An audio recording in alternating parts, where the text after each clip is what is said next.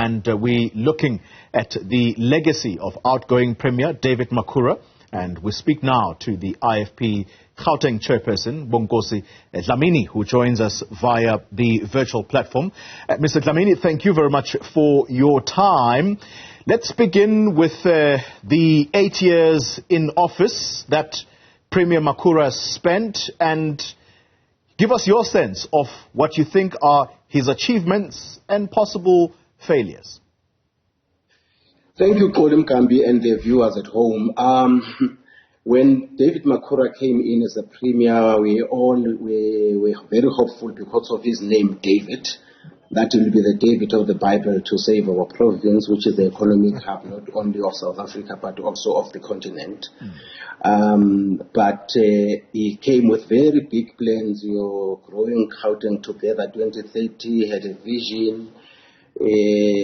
But that vision was disturbed by internal ANC politics. He became a very weak leader who was not able to be decisive on matters. He did not have control over his NECs. They did as they wish. Hence, you had your Dhlamni strategy, you had Charlotte Maxeke strategy. He lost metros in his chairperson of the ANC, not because of that he did not have good intentions, but because of the internal politics of the ANC. I don't think for us it will be unfair as politicians to judge Makhura as a person. We must judge the institution that has produced him, which is the ANC. If the ANC does not fix itself, any individual that comes in will not be able, even if they have good intentions, to really rescue the province, because what remains unsustainable are high levels of poverty, inequality, unemployment, and municipalities that are not able to deliver even to the most basic services of our people. Yeah, you speak of Premier Makhura as having been a weak premier owing to ANC internal wranglings. We're going to come back on that on that element, but when I think of the Gauteng premiers, one that sticks to mind to me is Mngambi, who possibly would have spent a considerable amount of time, much like Makhura, because my thinking is that I think he did spend a full 2 terms in office, and one of his legacies, it's the Gautrain. It's the one thing that really sticks out. Is there anything that you can pin on and say, David Makhura, when you look at that particular establishment, that would have been, or that can be seen or referred to as his legacy? One of Makhura's legacy should have been what he started as ITSEPO 500,000, and it was later renamed to be ITSEPO 1 million, which was aimed at reducing youth unemployment and exposing young people into job opportunities. But it also became a victim of the internal wranglings and corruption in the ANC. But one thing that we must also be grateful about is the economic the easy zones that Makhura came with, and one of the ones that is a success, it's one in Pretoria, where Ford company has invested more than 7 billion rands, and they've created more jobs. I think for me, that should be the one legacy that he has really achieved, because that east zone has really gained ground, as much as it's not being publicized. But in my other capacity as the chairperson of the Oversight Committee on the Office of the Premier and the Legislature, we visited that east zone, and we have seen where Ford has invested more than 7 billion. So for me, that will be one legacy that is a success. But most of the time, most of his good intentions were compromised by internal ANC politics. Let's then come back to what you point out as weaknesses. You've already mentioned life as Dhlamni. What a tragic incident that was. What a tragic policy intervention, as it was termed at that time. But look what it turned out to be. And I think of the PPE scandals. Do you think that that can be blamed on the ANC, or was that a particular weakness on David Makhura as someone who was leading an administration? What controls should have been in place and were simply not there? What the ANC must accept, if they are really true to themselves about the renewal and the regaining of the ANC, is that their politics as they stand currently is their weakness.